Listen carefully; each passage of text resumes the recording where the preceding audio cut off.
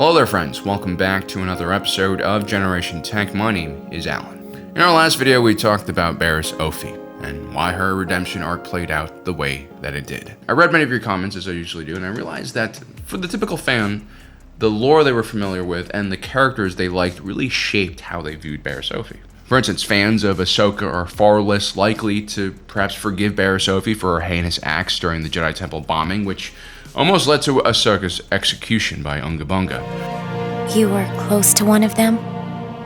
Tutso Mara. We trained together. He taught me how to hold my lightsaber correctly. Whereas individuals who knew Baras Sophi from Legends and disliked Dave Filoni's betrayal of her in the Clone Wars were more likely to enjoy her episode in Tales of the Empire. They're actually both valid points, and so just remember guys, when someone has a different opinion from you, it doesn't mean that their values or morals or ethics or views on the world are that much different from yours. It's just that they have had different experiences, different information that have come and shaped their views on things. I guess therein lies the truth of life. You know, we are 100 different people to 100 different acquaintances, yet when people talk about each other, we use monolithic terms like murderer, terrorist, hero, or saint. Gross oversimplifications that only capture who we are for a fleeting moment of time in our journey in life. We all do this, of course, for the sake of time. I mean, we live in this modern world where we're terrific at inventing new challenges and tasks to occupy our time with, as if somehow that could allow us to escape the truth of life, which is that we all have very limited time on this beautiful world. And no, I'm not dying any faster than the normal human being. This is what happens when the Studio Ghibli soundtrack is playing when I'm writing. In our modern world, a good percentage of our communication now comes through oftentimes meaningless exchanges of text and images. This has fundamentally shifted our ability to communicate with other people and understand each other. You guys know the story of the Tower of Babel, when man tried to arrogantly build a tower to reach the skies, the gods, and the gods cursed man with different languages and regional sports teams so that we can no longer communicate with each other and work together in harmony. You know, today's Tower of Babel in a lot of ways is this hyper interconnectivity we have thanks to these social networks. It tricks us into thinking that we're actually having real conversations with people when really these are really low quality discussions where people can just randomly say whatever they want without much consequences. And as a result, that tricks us into thinking that our fellow man is crazy, mean, racist, a lot of terrible things that actually aren't true. In this way, we might still be able to understand the words we're saying, but the meaning behind those words now, I mean, they've completely been lost. And I think people are more confused than ever about each other's intentions. It's a gradual shift, but it's becoming more and more noticeable, especially on the peripherals of the internet, where there are entire communities devoted to isolation and even misanthropy. It's not that these people choose these lives, of course. It's just that modern society has kind of changed the motivations that direct our lives, and that has created some holes in our society and left some people behind. When in the past a warm hearth and a warm bosom was enough to satisfy most men, we now look at each other on social media like jealous apes as we max out our credit cards to go on vacations and lease BMWs so expensive that our apartments are smaller than a 7 Series. No one is actually happy in that ecosystem because only like maybe 5% of those people can actually afford that lifestyle. Now, to be fair, when you reach financial stability, it does create real happiness because the basic things are taken care of and there's less reason to stress out. But beyond that, beyond just like rent, healthcare, food, the basics, when you become more successful financially, you'll find diminishing returns. You'll find that happiness is fleeting because mankind is very good at adapting, and we can adapt to a very luxurious lifestyle very quickly and become bored of it. You'll eventually realize that money can only buy you things to enhance your life. But if your life is in ruins already, because you've destroyed everything to get that money, nothing can really change that. Just like how artificial meats can leave an emptiness in our stomachs and artificial exhaust notes can leave an emptiness in our hearts, basing your whole life on money, which is really an artificial social construct, will leave an emptiness in your soul. And Miyazaki talking again. And that is because we are fundamentally social creatures. I mean, how else do you think we survived this Serengeti with our weak-ass fingernails, tiny teeth, and low muscle density? We used our numbers to pure pressure predators into thinking that eating us is not cool. Probably. The point is, we need each other. We need to remember that the most interesting, the most valuable, the most precious thing on earth are generally the people you know and love. Or just people in general, honestly. That's why I love doing these deep character dives on this channel, because people fascinate me. They make me laugh, they make me cry, they inspire me. also change my view of the world on a daily basis, especially when they let me see their world through their eyes. I sound like an alien or an AI trying to pretend I'm human right now. But yeah, I truly fear what will happen to us if we all forget to speak, to interact with each other without fear or hatred. I mean, our political leaders are doing such a great job at tying our identities to their stupid politics. How do we fix this all? Well, I think empathy really can change the world. It's really not that hard. I mean, just apply the same kind of thought that you give to your own life to someone else's for a second. Try to see the world through their eyes. So when I look at someone like Baras, I'm immediately drawn towards her story, her circumstances, because her reactions are so human, so tragic and understandable. You see, some of us were born untethered to the world, light as feathers, to be carried away wherever the wind takes them. Merry-go-round of life. Damn it. Now, Baras fits into this category, especially as a young, naive Padawan who had yet to experience the world. And so I find it hard to hate her for her actions. Instead, I pity her because how many people have a normal life when they're taken away from their parents at birth, forced to adopt a rigid, inhuman way of living, only to be thrust onto the battlefield fighting killer robots before you're even legally an adult. No, I can't blame Baras too much, as I've stated in my last video, because, when someone absorbs that much abuse and trauma at such a young age and is not protected, what else do you expect is going to happen? What you're doing here is creating a Mexican Joker. I mean, the first thing that Baras actually did for herself in order to free herself from the restraints of the Jedi Order was literally a terrorist attack. What she did was wrong. She should be punished for this. But to deny her redemption, that just seems cruel. Some people are born rooted to the ground. They do not float. They do not allow the wind to carry them. Instead, they fight, they claw, they scream until they get what they want. People like this are extremely sure and confident of themselves. They have a vision of what they want in life, and very little is going to stop them, especially if they have the right fuel. And that is exactly who Morgan Elsbeth was. She was always rooted to the ground. The brutal massacre of her tribe by the Confederacy of Independent Systems didn't change her, like how Baras changed when she fell to the dark side. Instead, that massacre was her fuel. It flipped a switch in Morgan Elsbeth and unlocked something she already had: ambition, a desire for power. I think had Morgan Elsbeth been born during a different era, maybe in our own world, she probably would have been a tech CEO. She has all the terrifying characteristics of one. The trauma suffered in childhood that would drive her to become better, stronger than everyone else around her. While all the other students are studying for a degree for education purposes, Morgan Elsbeth is studying for survival, for hunger. Now, a lot of netizens have pointed out that it's kind of ridiculous that Morgan Elsbeth goes from living in a tribe of technologically backwards witches to becoming the architect for one of the most brilliant Imperial starship designs the world's ever seen. I understand how some people might scoff at this. I understand how people will point out that maybe Disney has a political agenda to place women in roles where traditionally men are going to be found. In all fairness, boys do typically lean towards object things, machines, whereas girls typically lean towards people and building social relationships. But I say typically because there are always exceptions to the rule, right? For all the amazing fighters that we see, all the male fighters like Mike Tyson, Tyson Fury, there's a lot of Tysons, Brock Lesnar, all these crazy, big, hulking guys. You also have women like Gina Carano. Yeah, she might not be able to beat a male professional fighter in the same weight class as her, but she can pretty much drop most normal dudes like Pedro Pascal because her fighting mechanics are on point. Her career, her journey in life is valuable because it brought her happiness. And I think her doing all those amazing things out there also inspired other young girls. And maybe one day they can find happiness in getting punched and kicked in the face as well.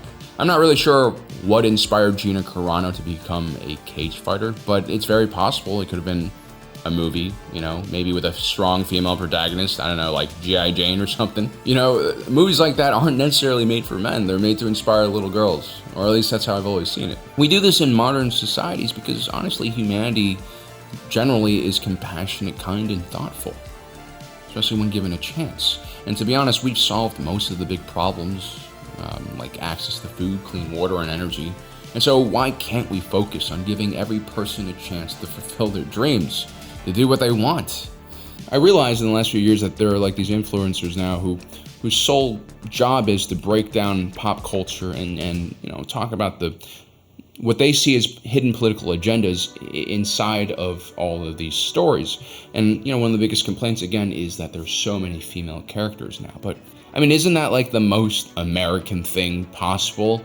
To not have limits? To not create molds for a person based on their gender? Come on, guys. Morgan Elsbeth clearly does not fit the mold of what is expected of a witch from Dathomir, and perhaps that's what makes her story so interesting, but not unbelievable. Y'all have heard of Joan of Arc, right? Or what about Ludmila Pavlichenko, a Ukrainian sniper who fought in the Red Army during World War II and was credited with 309 kills? Turns out women can make extremely efficient snipers. Any man in a relationship who has been on the receiving end of a precisely aimed insult that shakes you to your core knows what I'm talking about. Now, do you know why women make good snipers? When men face challenges, they are far more likely to feel the urge to act or do something to fix the issue. Sometimes that can be a very impulsive action, like leaving your cover or taking a shot. I'm going! When you really shouldn't be taking a shot.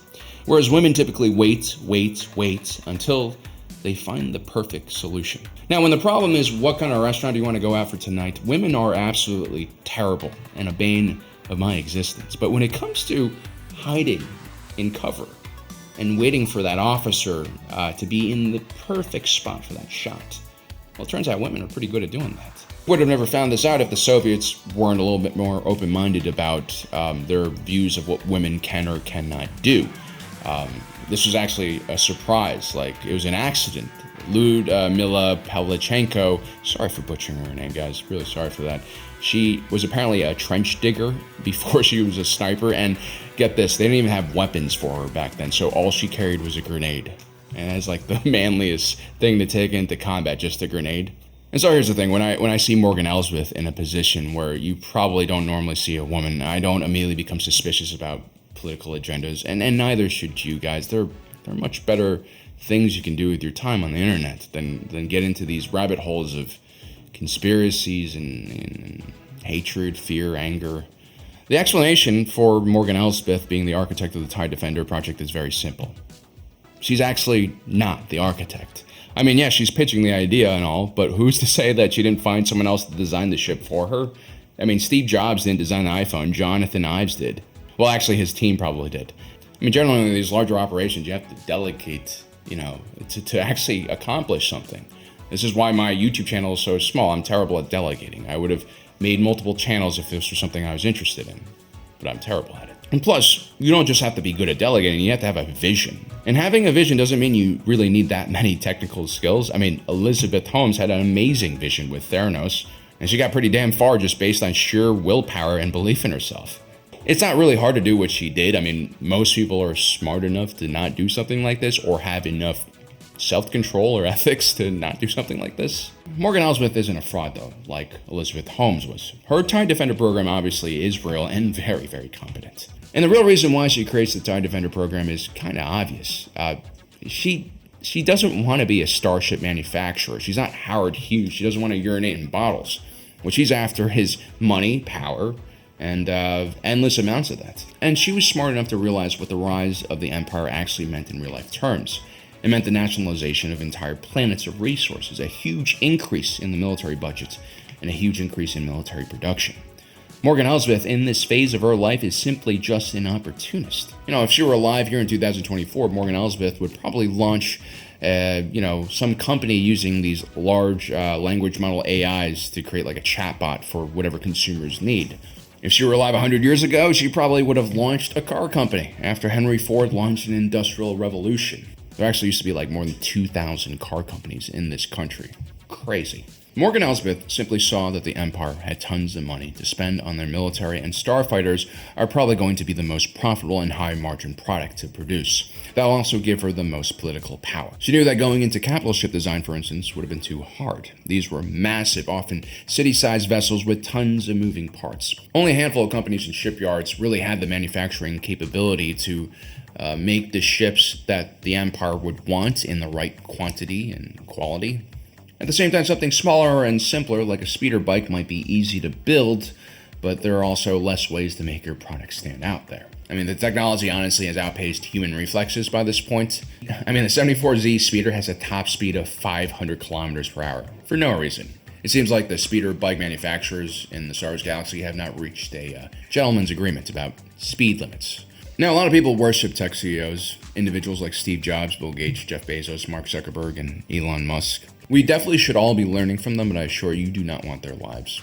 They're far more complicated and horrible than you could even imagine. What you see is just the fun parts of their life, like piloting giant mech suits or going to space or eating sushi off of human furniture. But what you don't see is the sacrifices these individuals have had to make to get to where they are, the toll it takes on their life every day. It's also very important to note that most of these people are not normal at all. They're geniuses. They're neurologically atypical for sure, most of them. And as they get more successful, they cease being a person and instead become an icon or idol, a representation of something almost godly. And some of these tech CEOs, like our pal Elon Musk, they lose their shit in very public ways, and their ego is kind of just put out there for everyone else to look at. And that's because when you have this much ambition, this much desire to succeed driving you at such intensity, there really can't be normalcy, no healthy relationships, no balance between work and play. And so it's bizarre that in this country we worship these individuals. Many of these guys are probably high-functioning psychopaths or just very tortured and troubled individuals. I mean, we go back to Musk, who admitted to being on the spectrum and also was abused physically and mentally by his father when he needed his support the most. I recall a story of a young Elon Musk getting into a fight and getting beaten up at school, and then his father just berating him for an hour afterwards for being an idiot. I can't say exactly what drives Elon in life, to launch so many different companies and so many phallic symbols into space, pioneer so many new technologies, but I'm sure his relationship with his father created a massive black pit he's been trying to fill up with achievements all his life. If you guys ever watched the old Elon Musk, Joe Rogan podcasts, they talk a lot about their relationship with their fathers and how it's driven them. Of course, Morgan Elsbeth does get to one-up them with her own tragic past. I mean, her mother seems nice until she got murdered by a giant robot monster, and then, of course, the complete destruction of everything in her life. This tragic event, in many ways, would free Morgan Elsbeth from the trappings of what makes us all human. The fuzzy, warm feelings we get when we're hanging out with friends and family, our loved ones. Morgan Elsbeth is freed from all of this, and as a result, she tragically becomes a ruthless industrial tycoon. I mean, that's what the entire sequence of the Mountain Clan Witches was about. The wise mother warned Morgan Elsbeth to not look back, but to look forward at the possibilities to join their family, their clan. She understood that a life without family and friends, connections to other people is the darkest path, and no amount of power can bring back those who we have lost. This is a very Star Wars message. It kind of reminds me of Darth Vader in a lot of ways. Okay.